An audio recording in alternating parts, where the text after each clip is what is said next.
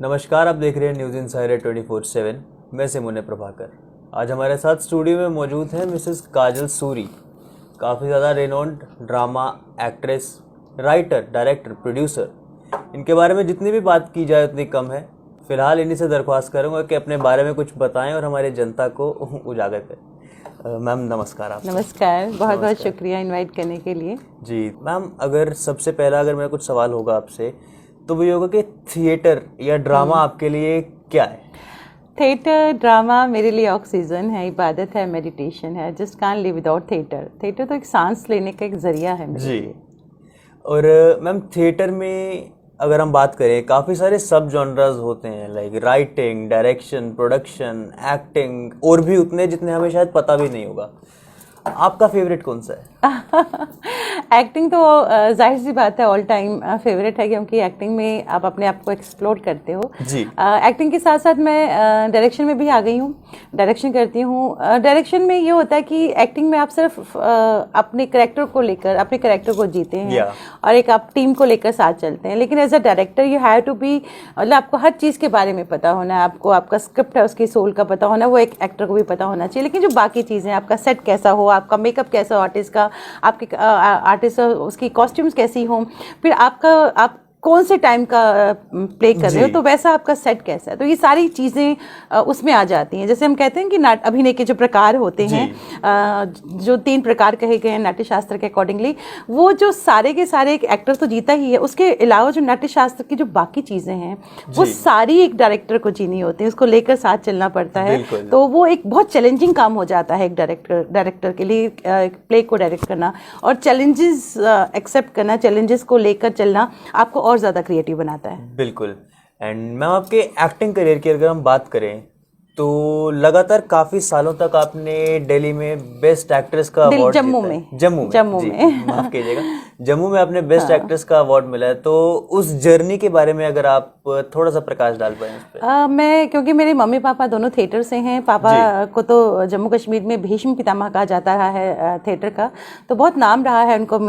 विजय सूरी उनका नाम था और he was a very good writer. उनकी जो राइटिंग पे जम्मू विश्वविद्यालय के स्टूडेंट्स उर्दू के वो रिसर्च कर रहे हैं, तो मेरे घर में वैसा ही एटमॉस्फेयर था एक्टिंग का। तो मैंने शिवानी कल्चरल सोसाइटी थी हमारी, जो हम जम्मू में हम लोग उसके, that was like a family to us. तो मुझे याद है कि जब तक एक पैशन ना हो तब तक आप कुछ नहीं कर सकते। मैं यूनिवर्सिटी में थी तो हमारी टीम थी, हम सुबह 5 बजे, पता है जम्मू में कितनी ठंड होती है सर्दियों के दिनों में, तो हम सुबह 5 बजे जाया करते थे। बिल्लू मंदिर है पंचतीर्थी में, वहाँ जाके हम पहले वहाँ पे पूरा हॉल जो है उसको सफाइयाँ करते थे, पोचे वोचे लगाते थे। उसके बाद हम रिहर्सल करते थे और फिर हम लोग जाते थे 8:39 हम लोग जाते थे अपने कॉलेज एंड यूनिवर्सिटी जो भी। तो धीरे धीरे जो हमने जो फेस्टिवल होते हैं यहाँ पे, ड्रामा फेस्टिवल जो JNK गवर्नमेंट ऑर्गेनाइज करती है, तो उसमें मैंने शिवानी कल्चरल सोसाइटी की तरफ से काफ़ी नाटक किए, जिसमें मुझे कॉन्टिन्यूसली आर्ट पर बेस्ट एक्ट्रेस का अवार्ड मिला। और मुझे 2012 में मैंने विक्रम शर्मा का लिखा हुआ नाटक किया, पूर्णविराम। बहुत ही टफ प्ले था और that play is very close to my heart, because that time मुझे जॉब मिल चुका था दिल्ली में and I was in Delhi, और मैं नई दिल्ली आई थी ना, I was not doing anything. Theatre क्योंकि बुलाहट होती है, मैंने इतने सीरियल्स किए हैं, मैंने सीरियल्स प्रोड्यूस किए हैं, डायरेक्ट किए हैं। जब मुझे आकाशवाणी में जब नौकरी मिली ऐसे वहाँ पे, तो मैंने सब कुछ छोड़ दिया, बट एक थिएटर नहीं मुझसे छूट रहा था, बिल्कुल एक कुलबुलाहट हो रही थी। देन मैंने कांटेक्ट किया विक्रम शर्मा को, मैंने कहा कि मुझे करना है थिएटर। तो उन दिनों वो दोबारा से होने वाला था, तो उन्होंने मुझे स्क्रिप्ट भेजी पूर्णविराम की। तो वो बहुत ही टफ प्ले था, वो एक स्किज़ोफ्रेनिक जो फीमेल है उसकी कहानी थी। तो मैंने वो करेक्टर वहाँ तैयार किया, फिर जम्मू आके उसकी रिहर्सल की और मैं उस करेक्टर को जीना शुरू हो गई। और वो कहते हैं ना, एक थिन लाइन होती है करेक्टर को जीने में, उस क्रॉस कर, और मैंने वो लाइन क्रॉस कर दी, मैं उस करेक्टर में चली गई। तो उस करेक्टर से निकलने में मुझे बहुत टाइम लगा। वो मेरा 2012 में जो था मेरा लास्ट, जो मुझे यहाँ अवार्ड मिला, 8 अवार्ड मिला। तो उसको दिल्ली में भी बहुत अवार्ड्स मिले, लेकिन जो अपनी मिट्टी में जो आपको अवार्ड्स मिलते हैं ना, क्योंकि मैं जम्मू से हूँ, उन अवार्ड्स की वैल्यू कुछ और ही होती है। अभी मुझे लास्ट ईयर महाराजा हरि सिंह डोगरा सम्मान मिला है, तो उससे पहले मुझे दिल्ली में राष्ट्रीय पुरस्कार मिला थिएटर के लिए। तो बहुत सारे अवार्ड्स जो बाहर मिलते हैं, लेकिन जो आपको अवार्ड जम्मू में मिलता है, अपनी मिट्टी में से मिलता है ना, उन अवार्ड्स की बात ही कुछ और होती है जो अवार्ड्स आपको बाहर मिलते हैं। एज अ राइटर आपकी लाइफ कैसी रही है? राइटिंग मैंने शुरू बचपन से स्टार्ट की थी। I think I was in 8th because my dad was a very good writer, जैसे मैंने आपको बताया। तो मैंने 8th में थी, मैंने राइटिंग शुरू की, लेकिन मैंने कभी सोचा नहीं कि मैं कभी अपने बुक्स को पब्लिश कराऊंगी। तो मैंने 15 के करीब नाटक लिखे, ट्रेवलॉग्स लिखे, कविताएं इंग्लिश में लिखी, हिंदी में लिखी। That was only in during lockdown की मुझे जो दिल्ली की जाने माने साहित्यकार हैं, दिल्ली के जो बड़े बड़े साहित्य से जुड़े साहित्यकार में डॉक्टर प्रताप सहगल एक बहुत बड़ा नाम है, उन्होंने मुझे कहा कि नहीं, तुम नाटक तुमने लिखे उनको पब्लिश कराओ, क्योंकि नाटक बहुत कम लिखे जाते हैं, कविताओं को पब्लिश करवाओ।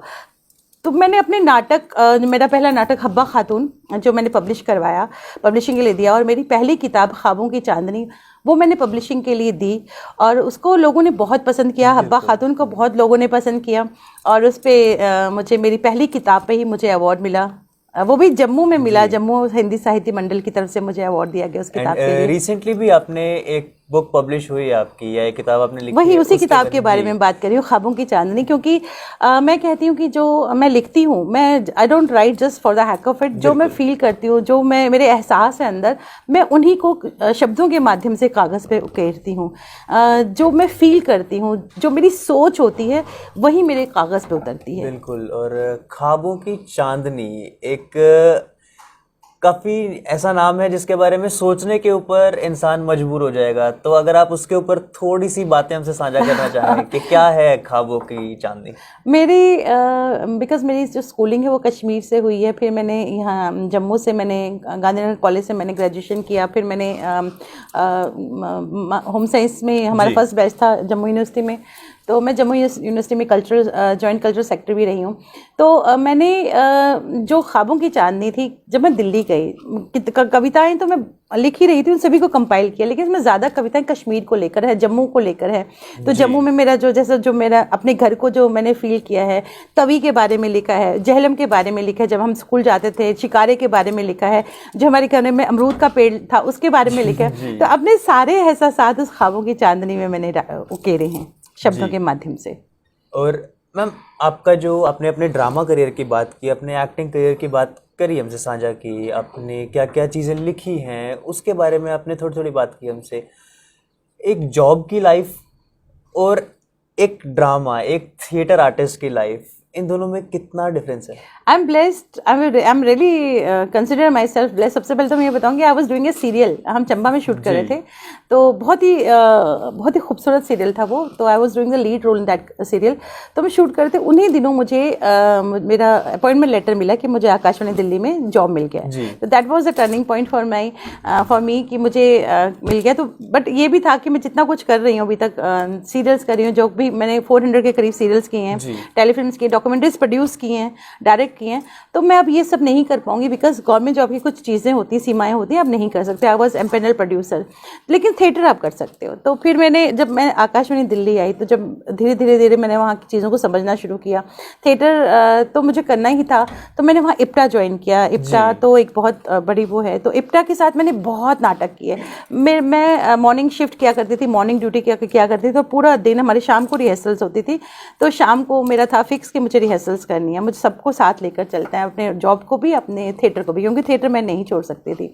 यह एक इंसिडेंट मैं बताऊंगी, हमारे एक अलीगढ़ मुस्लिम यूनिवर्सिटी में एक बहुत बड़ा फेस्टिवल होता है, जश्न सर सैयद, तो उसमें हमारा इप्टा की प्रेजेंटेशन थी और एक सच।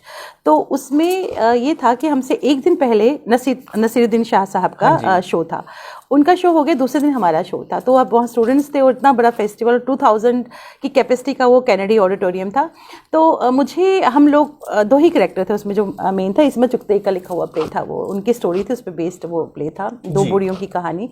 तो उसमें हम लोग डर रहे थे कि एक दिन पहले इतने लेजेंडरी एक्टर का शो गया है, हम तो इतने मैच्योर हैं और हम सभी ऐसे कर रहे हैं, तो कैसा जाएगा, अच्छा नहीं गया तो हुटिंग होगी, स्टूडेंट्स हैं। बिल्कुल। जब हम स्टेज पे गए शो करने के लिए, और जब हमने शो स्टार्ट किया, तो 2 घंटे का शो था, पिन ड्रॉप साइलेंस थी। उस 2000 के जो ऑडिटोरियम था फुल था, उस ऑडिटोरियम में 2000 की कैपेसिटी वाले ऑडिटोरियम में इतनी शांति थी कि जब शो ख़त्म हुआ, स्टैंडिंग ओवेशन मिला। मैं और मेरे साथ जो मेरी को आर्टिस्ट है, हम लोगों ने एक दूसरे को हक किया and we started crying because pent up निकल गया। हमें लग रहा था पता नहीं कैसा जाएगा, it was a great success. तो इस तरह की चीज़ें आपको बहुत इफेक्ट करती हैं। और फिर आपने कहा कि आप जैसे आपने मुझसे पूछा कि अपनी जो मेरी प्रोफेशनल लाइफ है ड्रामा के साथ कैसे करती हूँ, तो मैं अपने आप को ब्लेस मानती हूँ क्योंकि मैं आकाशवाणी में ड्रामा सेक्शन को ही देखती हूँ। तो ड्रामा सेक्शन तो उसमें ड्रामा ही है और थिएटर इज़ डिफरेंट। तो मैं जैसे हमारा 9:30 to 6 का अगर जॉब है तो 7 बजे का टाइम होता है, 7 to 8 या 7 to 9 मेरा रिहर्सल्स का टाइम होता है डेली। बिफोर लॉकडाउन हमारा ये था और लॉकडाउन के बाद हमने ऑनलाइन रिहर्सल्स वगैरह शुरू की और लॉकडाउन के बाद जो हमने नाटक तैयार किए वो अब हम उनको परफॉर्म करेंगे। तो मैम एक जो बहुत ही ज्यादा क्यूरियोसिटी मेरे अंदर आ रही है, theatre in 90s and theatre in past decade या पोस्ट कोविड, इसके अंदर क्या बड़े डिफरेंसेस हैं? थिएटर इन 90s की अगर हम बात करते हैं, उस वक्त जो थिएटर था उस वक्त इतना तामझाम, मैं इसको लिटिल वर्ड में बोलूंगी, तामझाम नहीं हुआ करता था। मैं मानती हूँ थिएटर जो है टोटली एक्टर्स मीडियम है, लेकिन वक्त के साथ साथ उसमें बहुत बदलाव आया, टेक्नोलॉजी हावी हो गई। चाहे हम भारंगम की बात करें या ओलंपिक्स, थिएटर ओलंपिक्स की बात करें, टेक्नोलॉजी बहुत ज़्यादा हावी हो गई और कहीं ना, चाहे मल्टीमीडिया हो या फिर स्क्रीन्स हो बड़े बड़े, तो आर्टिस्ट जो है, एक्टर जो है, वो कहीं ना कहीं छिप गया है। तो ये थोड़ा सा मुझे लगता है, जबकि टेक्नोलॉजी ठीक है, ज़रूरी है, लेकिन इतनी ज़्यादा नहीं कि फिल्म तक सीमित। ठीक है, अब टेलीविजन में ठीक है, लेकिन जहाँ थिएटर है, रंगमंच है, जो टोटली एक एक्टर्स मीडियम है, जहाँ पे इसको करना है, वहाँ पे ज़्यादा टेक्नोलॉजी कहीं कहीं आपके लिए हानिकारक होती है। और हम कोविड के टाइम की बात करें, कोविड में तो लाइव परफॉर्मेंसेस नहीं हो रही थी, तो ये सबसे बड़ा ड्रॉबैक रहा है एक आर्टिस्ट के लिए, क्योंकि हम लोगों का ये होता है कि हमारे सामने ऑडियंस हो और हम परफॉर्म करें, और हमारा जो ऑक्सीजन है वो यही है कि हमारा कनेक्शन हो ऑडियंस के साथ और उनका इंस्टेंट रिएक्शन मिले। एक आर्टिस्ट यही चाहता है। और कोविड में ये सब नहीं हुआ, ऑनलाइन वर्कशॉप्स होने लगी, ऑनलाइन रंगमंच होने लगा।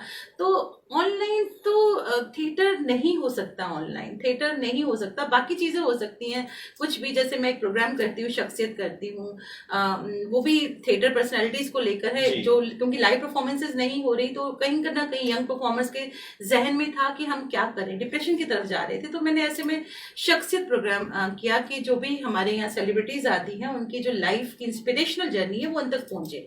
लेकिन थिएटर ऑनलाइन नहीं हो सकता। लोगों ने कोशिश की ऑनलाइन थिएटर करने की, और हम लोगों ने ऑनलाइन रिहर्सल्स की, हमने ऑनलाइन का फायदा उठाया रिहर्सल्स की, क्योंकि हम मिल नहीं सकते थे, रिहर्सल्स की। और अब चूंकि जब चीजें कहीं ना कहीं ठीक हो रही हैं, तो हमने अब हमारा यही कोशिश है, जो हमने नाटक तैयार किए हैं वो हम अब परफॉर्म करेंगे। तो कोई भी शो आपका अच्छा जाता है या कोई भी शो आपका बहुत फ्लैट जाता है, इन दोनों में आपको क्या चीजें सीखने को मिलती हैं? फ्लैट शो तो नहीं कह सकते, लेकिन अगर हमारा शो बहुत अच्छा जाता है या ठीक ठाक जाता है, तो उसमें भी एक टीम को साथ लेकर चलने वाली बात होती है। अगर आपका शो बहुत अच्छा गया है तो उसका क्रेडिट एक आदमी नहीं ले सकता, उसका क्रेडिट पूरी टीम को जाता है कि आपकी टीम फोकस्ड हो, उसमें कॉन्फिडेंट हो चीज़ों को लेकर, लेकिन ओवर कॉन्फिडेंट ना हो, उसमें उनमें टीम को साथ लेकर कि मैं ना हो, कि मेरा अच्छा हो, आपकी पूरी टीम का अच्छा हो, कॉन्सेंट्रेशन हो, आप सिंसियर हो, आप में ऑनेस्टी हो, पंक्चुअलिटी हो, डिसिप्लिन हो, ये जो चीज़ें हैं ये मिलकर। और सबसे बड़ी बात, सुनने की आदत, कि आपका जो डायरेक्टर है वो आपको क्या कह रहा है। सजेशंस आर वेलकम, बट सुनने की आदत बहुत जरूरी है। ये सारी चीजें अगर एक टीम में है तो आपकी टीम को एक सक्सेसफुल टीम होने में कोई भी नहीं रोक सकता, और बहुत अच्छी से अच्छी, मुश्किल से मुश्किल प्रोडक्शंस आप कर सकते हो। एंड मैम, ये आपके 30 इयर्स का जो जर्नी है, इसके अंदर आपको क्या क्या ऐसी चीजें सीखने को मिली जो आप अपने स्टूडेंट्स को या आप अपने से यंगर जनरेशन को पास ऑन करना चाहते हो? मैं यही कहूँगी कि सारी चीज़ें एक तरफ, हम जैसे मैं एम्पेरियल प्रोड्यूसर रही हूँ दूरदर्शन की, मैंने बहुत सारे सीरियल्स प्रोड्यूस किए हैं, एक्ट किए हैं बहुत सारे सीरियल्स में, 400 के करीब। लेकिन बाद में टाइम के साथ साथ सब चीज़ें एक तरफ हो गई, लेकिन थिएटर नहीं हो पाया। और थिएटर आपकी जो पर्सनैलिटी है उसको बूस्ट करता है। तो थिएटर बहुत कुछ दे जाता है, हमें पता ही नहीं चलता कि थिएटर क्या क्या दे जाता है। और थिएटर चुपके आके आपको एक संपूर्ण इंसान बना देता है, एक पूरा बैलेंस्ड, आपकी सोच का नजरिया ही बदल देता है, आपके सोचने का नजरिया बदल देता है, आपका जीवन जीने का सलीका सिखा देता है। तो मैं ये तो थिएटर ने मुझे बहुत कुछ दिया। मेरे लिए थिएटर इबादत है, मेरे लिए थिएटर ऑक्सीजन है। मैं सोच ही नहीं सकती कि अगर मैं थिएटर नहीं करूंगी, मुझे नहीं लगता कि मैं रह पाऊंगी। मेरे लिए theatre is very very important. ऐसा नहीं कि मुझे फिल्मों से ऑफर्स नहीं आए, मुझे फिल्मों से बहुत ऑफर्स आती है, लेकिन वो मुझे क्लिक नहीं करती। थिएटर के लिए मैं कहीं पे भी चली जाऊंगी, किसी भी वक्त चली जाऊंगी, लेकिन फिल्मों के लिए मेरा कोई इंटरेस्ट नहीं है। तो यही मैं पेरेंट्स को कहना चाहूंगी कि अपने बच्चों को थिएटर, अगर आपको लगता है कि आपके बच्चों में कॉन्फिडेंस नहीं है, वो उनमें कहीं डिप्रेशन में कहीं जा रहे हैं या वो इंट्रोवर्ट हैं, तो थिएटर वर्कशॉप्स जरूर करवाएं अपने बच्चों को, और फिर देखिए आपके बच्चों में कितना चेंज आएगा। बिल्कुल, जाहिर सी बात है थिएटर वर्कशॉप्स एक्चुअली में हेल्प करती हैं, क्योंकि मेरे भी काफी नोन लोग हैं जिन्होंने अपने बच्चों को भेजा हुआ है ऐसे थिएटर वर्कशॉप्स में, and the change was drastic, I must say. And ma'am, आपकी ये 3 डेकेड्स का जो करियर था, जाहिर सी बात है काफी सारे अवार्ड्स भी आपने जीते होंगे, तो आप उनके बारे में अगर कुछ हमें बता पाएं। अवार्ड्स तो जम्मू में लिया ही है एक्टिंग को लेकर। फिर I was journalist also, journalism के फील्ड में भी मुझे अवार्ड मिला, and I was the only that time I was the only freelance journalist जिसको एक्रेडिटेशन कार्ड मिला था। मुझसे पहले किसी फीमेल को एक्रेडिटेशन कार्ड नहीं मिला था फ्रीलांस कैटेगरी में। तो लेकिन बाद में मुझे जॉब मिल गया, तो ये चीजें मेरे लिए रही नहीं। तो जब मैं दिल्ली गई तो दिल्ली में मुझे बहुत सारे अवार्ड्स तो मिले ही, लेकिन जो मेंशन करना चाहूंगी वो एक तो ये है कि 2019 मुझे नेशनल वुमेन एक्सीलेंस अवार्ड मिला, जिसमें ऑल ओवर इंडिया से 25 विमेन का सिलेक्शन हुआ, जिसमें मिस इंडिया थी, कार्डियोलॉजिस्ट थे, बहुत अलग अलग तरह के लोग थे, जिसमें मेरा थिएटर के लिए हुआ।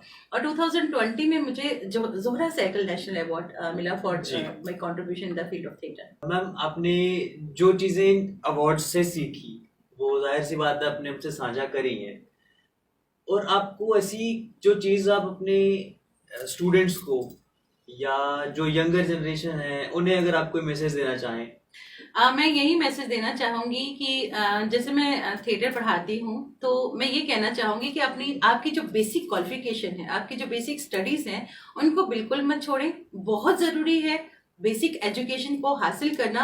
This is very very important. ये ऐसा नहीं कि आपने 12th कर लिया हम सिर्फ थिएटर करेंगे, वो आपको कहीं नहीं ले जाएगा। You have to complete your studies, that is very very important. किताबें पढ़िए, साहित्य पढ़ना बहुत जरूरी है, किताबें पढ़ना बहुत जरूरी है, आपका मेंटल हॉरिजन ब्रॉड होता है। आप जब थिएटर करते हो, एक एक्सरसाइज होती है इम्प्रोवाइजेशन। इम्प्रोवाइज कैसे करोगे आप? अगर आपके यहाँ पे शब्द होंगे, लफ्ज होंगे, तभी आप इम्प्रोवाइज कर पाओगे ना। और इम्प्रोवाइजेशन होगा जब आप किताबें पढ़ोगे। किताबें नहीं पढ़ोगे तो इम्प्रोवाइजेशन नहीं कर सकते। तो किताबें पढ़ना बहुत जरूरी है, साहित्य पढ़ना बहुत जरूरी है, थिएटर को देखना, सिर्फ इंडिया के थिएटर को नहीं, वर्ल्ड थिएटर को देखना बहुत बहुत जरूरी है। और अगर आप सपोज मैं आपको कहती हूँ आषाढ़ का एक दिन पढ़िए, आपने आषाढ़ का एक दिन पढ़ लिया, उसके बाद आपको समझ नहीं आया, आपने दूसरी बार पढ़ा, तीसरी बार पढ़ा, 4th टाइम पढ़ा, आपको हर बार कोई भी रंगमंच की किताब हो, उसमें आपको हर बार कोई नई चीज नजर आएगी। तो इसलिए किताबें पढ़ना बहुत जरूरी है, एंड आई रिपीट कि आपकी जो क्वालिफिकेशन है उसको हासिल करना बहुत जरूरी है। एंड मैम, रिसेंटली 7 अक्टूबर 2021 को भी आपको एक अवार्ड मिला है, तो उसके बारे में कुछ आप साझा करना चाहेंगे? वो मेरी किताब है ख्वाबों की चांदनी, जो मैं इसमें लिखा भी है मैंने कि जो मैंने मेरे एहसास रहे उनको मैंने शब्दों के माध्यम से कागज पर उकेरा है। तो उन्हीं एहसास को मैंने कविता की शक्ल दी है और उसका नाम दिया है ख्वाबों की चांदनी, जिसमें कश्मीर है, जम्मू है, तवी है, हमारे घर में लगे हुआ अमरूद का पेड़ है जिसको मैंने याद किया जब मैं दिल्ली में रही। तो वो सारी चीजें हैं उसमें। और उस किताब के लिए मुझे हिंदी साहित्य मंडल जम्मू की तरफ से पुरस्कार दिया गया 11,000 रुपए, और नव लेखन तेज पुरस्कार जिसमें 11,000 रुपए हैं, और का अवार्ड है, शॉल है, एंड मोमेंटो दिया गया। और that award is very important because Jammu में मुझे अवार्ड मिला। बिल्कुल। And I'm so proud I am a Jammuite. Even I am proud I am a Jammuite.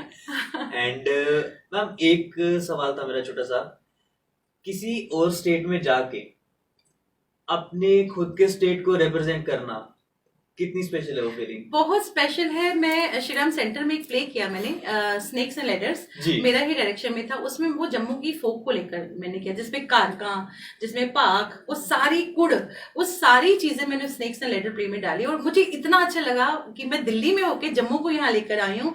और मैं जब प्रोग्राम करती हूँ शख्सियत और जम्मू के किसी पर्सन को, मैं सेलिब्रिटी को लेती हूँ, तो आई फील सो इलेटेड, मुझे इतनी खुशी मिलती है। और मैं ओपनली कहती हूँ कि आई एम ब्लेस्ड कि मैं जम्मू में, और आज मेरे साथ जम्मू से जुड़ी शख्सियत है।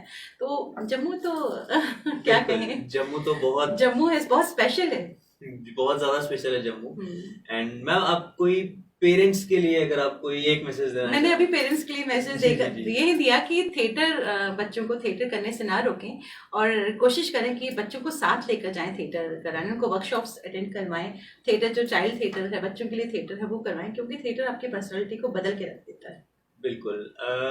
जैसा कि आपने भी हमसे बात की, कुछ ऐसे शब्द थे हमारे बहुत ही मंजे हुए एक्टर मुश्ताक काक जी के, जिन्होंने हमसे कहा था कि ड्रामा कीजिए, थिएटर कीजिए, पर एक क्वालिफिकेशन आपके पास होनी चाहिए। और कहीं ना कहीं इस इंडस्ट्री में सबका यही मानना है कि drama can't be your bread and butter. इस बात में कितनी सच्चाई है मुझे तो नहीं पता।